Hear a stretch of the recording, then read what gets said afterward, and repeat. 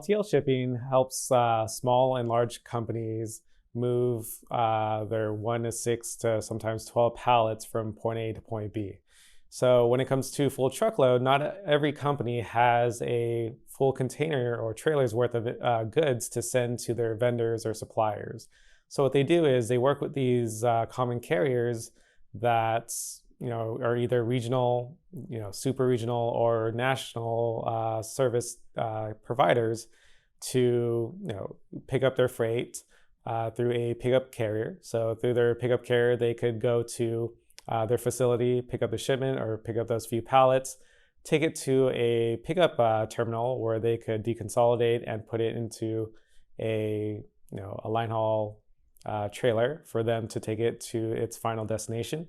And at that final destination, they could also deconsolidate and put it on a delivery truck for the company to take it directly to its final destination. So when it comes to LTL, a lot of carriers are readily available. They could give you a same-day pickup depending on the time of day that you call in the dispatch. And it's usually competitively priced and usually has good transit times depending on the vendor that you select. A lot of businesses choose full truckload over LTL because they usually have a lot more goods to ship. So when it comes to dry van freight, they usually have enough goods to fill a 53-foot container or trailer or any other kind of dry van equipment that they're shipping to and from. With full truckload, there's a lot more types of equipment. So they might have a large equipment or a large packaging that doesn't fit into a trailer. So they would put it in a flatbed truck. Sometimes they need a good shipped at a refrigerated temperature. So anything that could be produce or something that could that's perishable would be moved through what we call a reefer or refrigerated refrigerated trailer.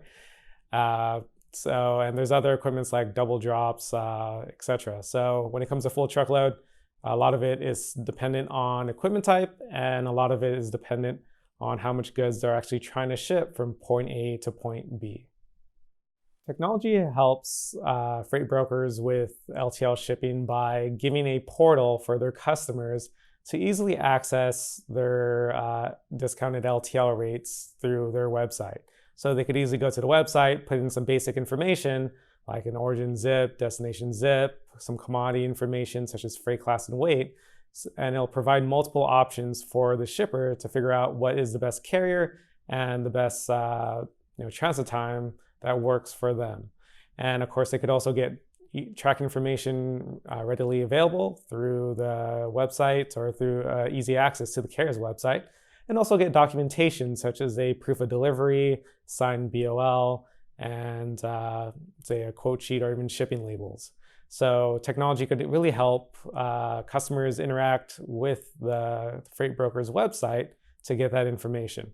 On the back office side, technology really helps a freight brokerage by providing tools to easily communicate with multiple vendors. So usually LTL carriers work with maybe 5, 10, 15 carriers.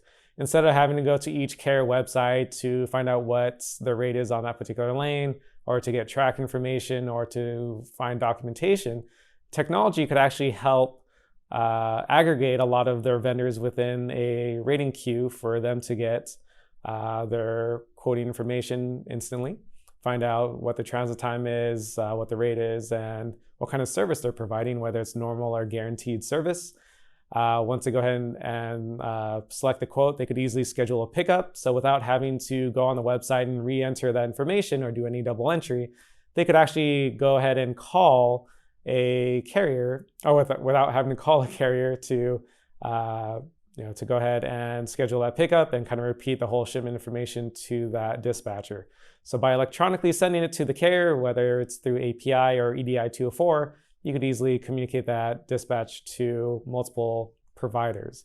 And when it comes to track information, instead of having to go to a website to get track information by typing in the pro number, the carrier will communicate that information to, say, a TMS application or a freight brokerage application where they could get track information such as its location, if it's out for delivery, reference numbers that pertain to pickup numbers or pro numbers, and that information will be communicated back to the freight brokerage without having to visit websites or giving them a call. And when it comes to documentation, once the shipment gets delivered, a lot of freight brokers need a proof of delivery before they invoice. So with technology, they could get that information through an API integration with most of the national and super regional common carriers. And when it comes to accounting, without having to receive a paper invoice from USPS or something like that, you could get your invoices electronically through an EDI 210, which will expedite the billing process and also automate a lot of the auditing process as well.